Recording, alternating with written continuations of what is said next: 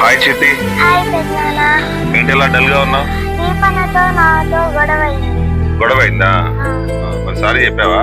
చెప్పలేదు పెద్దనాన్న. తప్పెవరిది? నాదే. నీదేనా? మరి సారీ చెప్పాలిగా.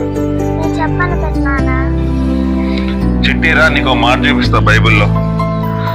మత్తయి సువార్త 4వ అధ్యాయము 6వ అధ్యాయం 14వ వచనంలో, మనుషుల అపరాధములను మీరు క్షమించిన యెడల మీ పరలోకపు తండ్రియు మీ అపరాధములను క్షమించును.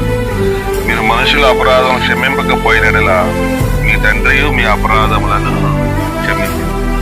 అంటే అర్థమైందా నీకు?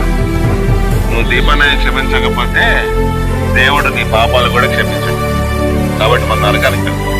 కాబట్టి చెప్తా మరి దీపన్న ఈసారి. చెప్తాను పెద్దనాన్న. సరే, మంచిది.